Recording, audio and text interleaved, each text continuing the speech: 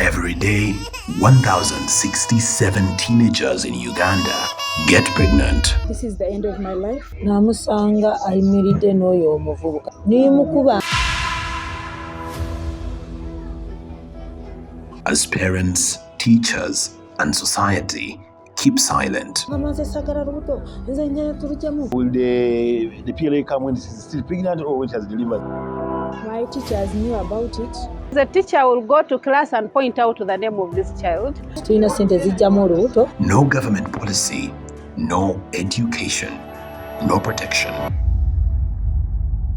Everybody thinks that young people are supposed to be abstaining. Illegalizing abortion does not change my need for an abortion as a woman. People are uncomfortable discussing unsafe abortion. Very many students in schools now are over 18, so they can consent to sex. The religious folks are concerned. They shy away from the truth. Children of children, Uganda's teenage pregnancy menace. This is really a challenge. According to the Uganda Bureau of Statistics, 25% of Ugandan women have given birth before the age of 18. Some may think these statistics are far away in the countryside, but we have heard an alarming number of girls are getting pregnant right here in Kampala.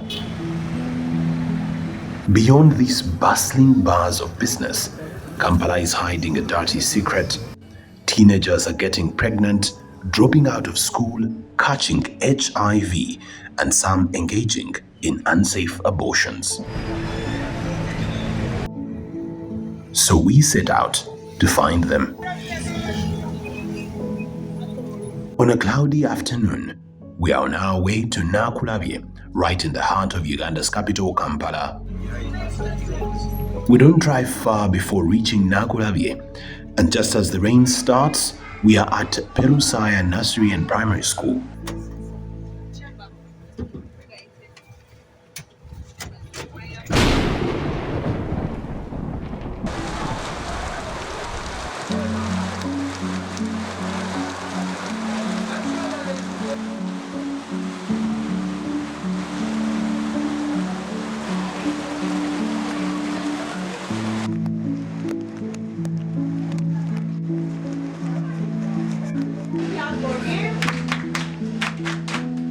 This Primary 7 class is preparing for their final exams, the National Primary Leaving Examinations.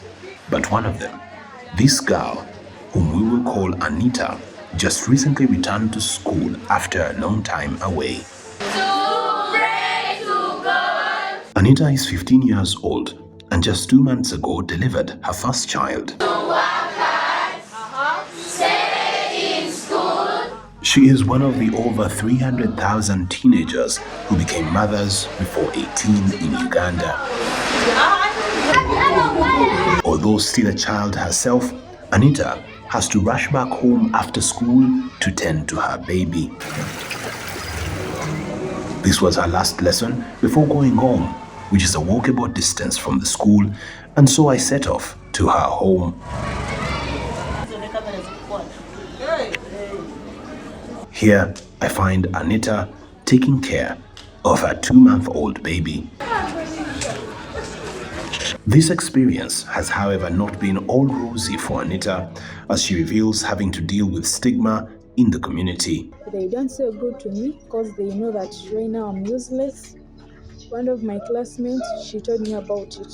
My fellow girls say that this is the end of my life. Anita's mother says she tried to stop the relationship between Anita and the boyfriend, who later became the father of her child, in vain.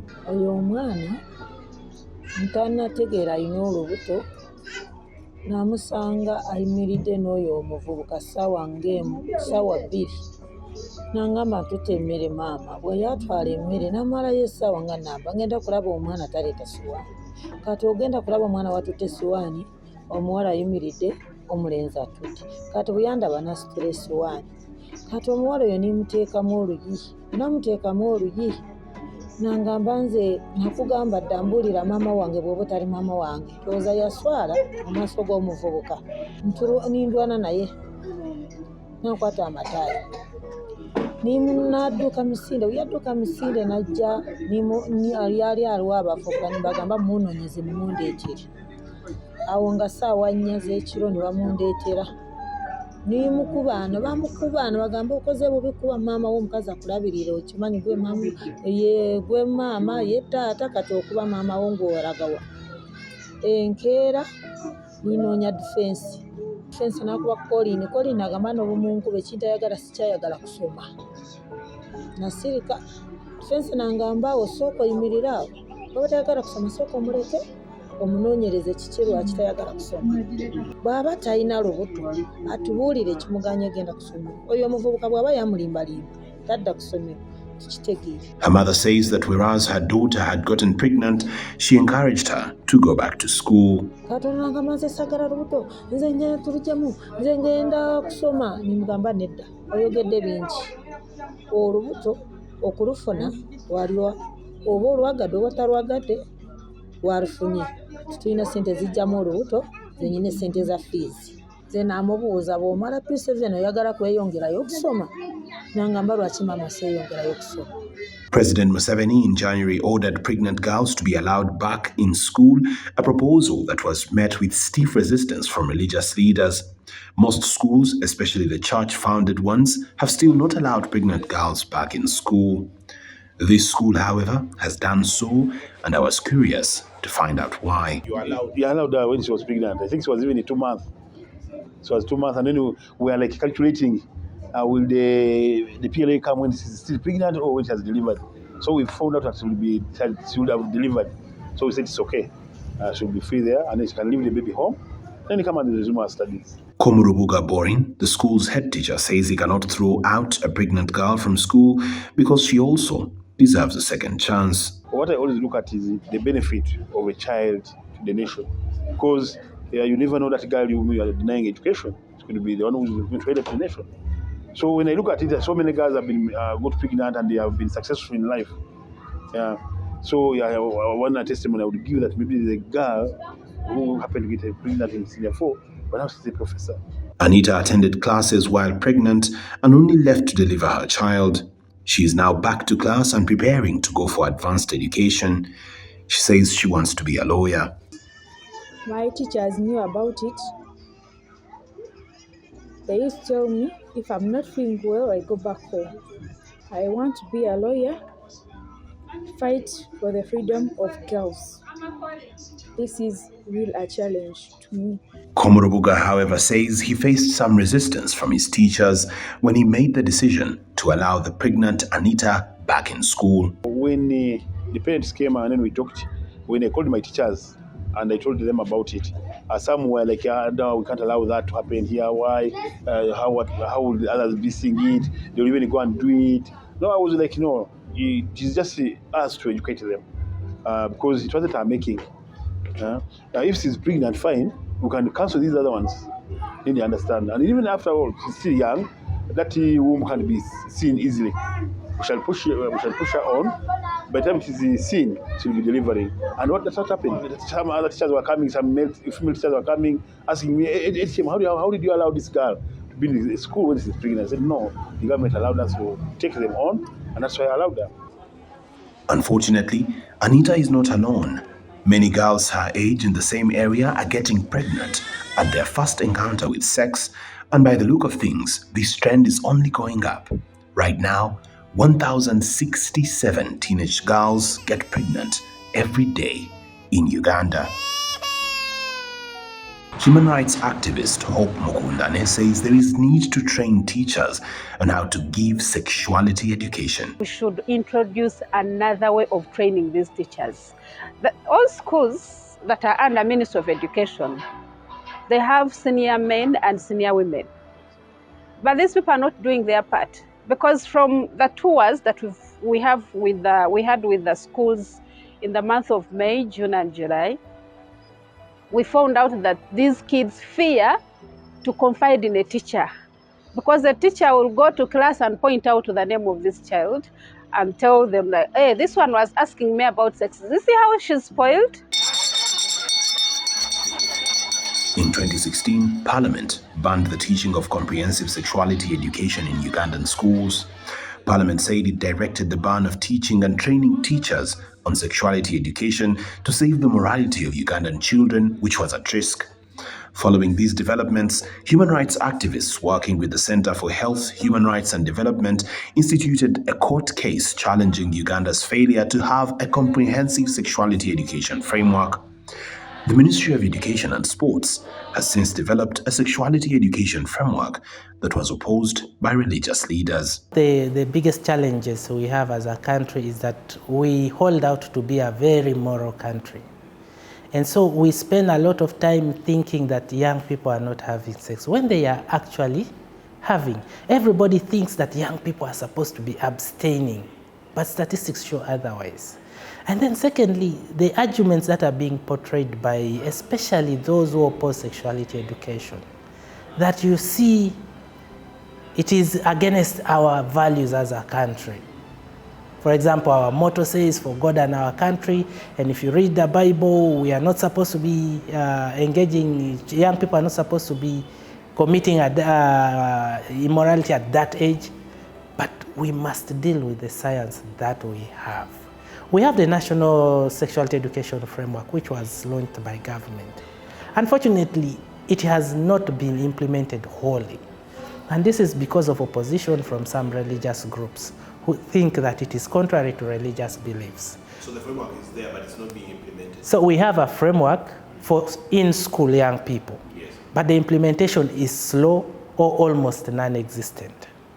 And so what government needs to do is to get out there and ensure that sexuality education framework is actually implemented in this country. Peter Echeru, the head of advocacy at CEHURD, says the high teenage pregnancy rates are as a result of the lack of comprehensive sexuality education in schools. The dangers we are running into is having a young population, especially of girls, who eventually drop out of school and become less productive economically. So research has also been shown, which shows that the cost of inaction on the current high rates of teenage pregnancies means that while as a country we are arguing for gender equality, when we have more young children dropping out of school and they are incapable of becoming economically productive, most of them will end up in the informal sector where the pay is low. And so the questions of equality that we keep talking about all the time will just remain on paper. In reality, it will not. So we will create a huge imbalance between young boys and young women from the starting point. Patricia Katusabe, a researcher and lawyer, says the restrictive law on abortions in Uganda is also contributing to the problem. This restrictive abortion law is having a huge impact on the lives of girls and women in Uganda in regards to human rights violations, in regards to encouraging practices like child marriage, school dropouts. If we had sexuality education, the idea is that it would stop young girls from, first of all, starting early sex. But also, more importantly, they would know what happens in case you get pregnant. Those are things that must be discussed. In this country, people are uncomfortable discussing unsafe abortion. Across, people are uncomfortable. But again, government is spending huge amounts huge amounts of our budget on treatment, on post-abortion treatment in this country. We are spending in excess of billions of shillings on post-abortion care. Go to Mulago. Those clinics that provide post-abortion care work largely in the night because that is when young girls are more comfortable to go there.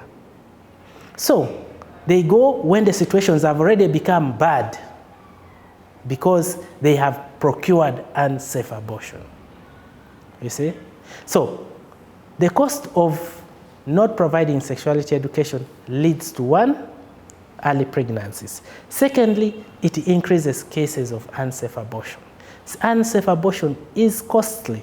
By the way, if you look at our national statistics on maternal mortalities, over 28% of maternal mortality cases happen among young people.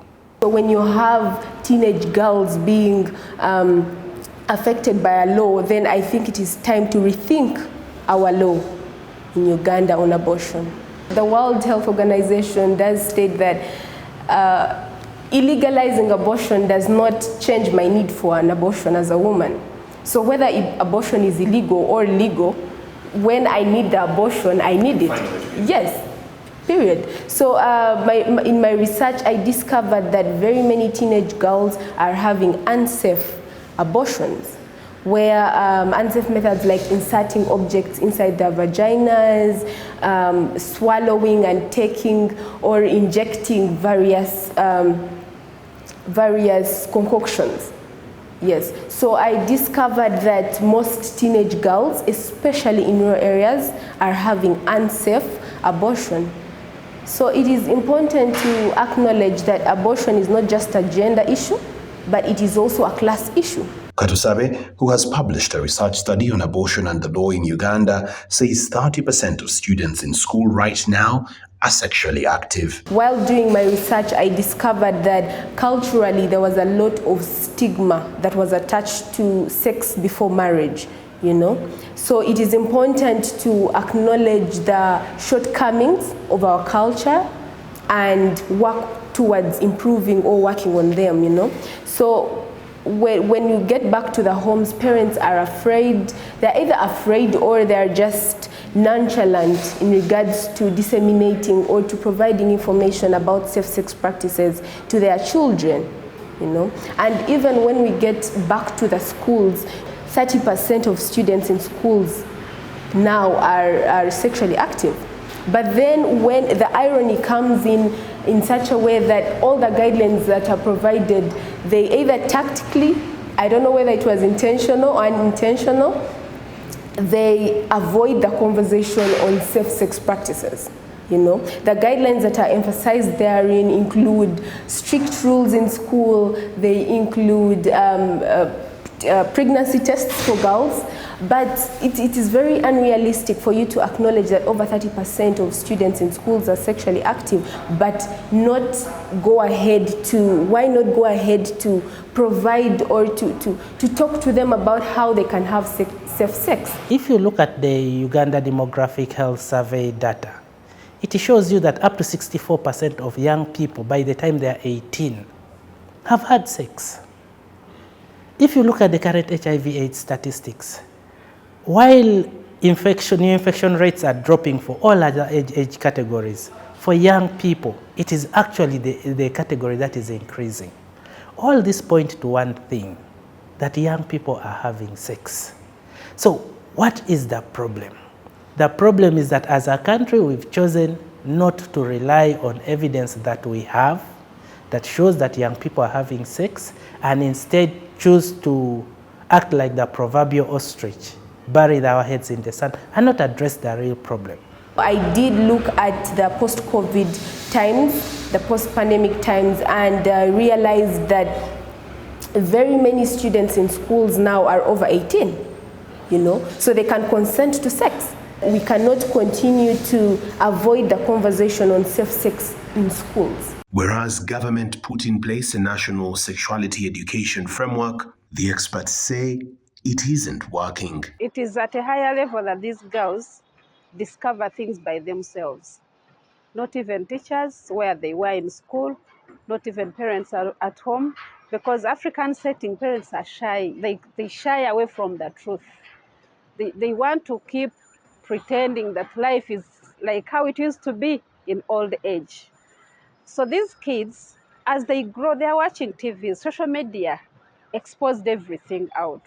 Now, instead of a parent sitting with a child and telling this child of 6, 7, 8, 10 that life is like this, and when you do this, you end up in this, they keep quiet, and the society teaches our children in a different way. If these children are educated about sex, maybe bring in sexual education, it would be very helpful, because they will be knowing the bad and the good things.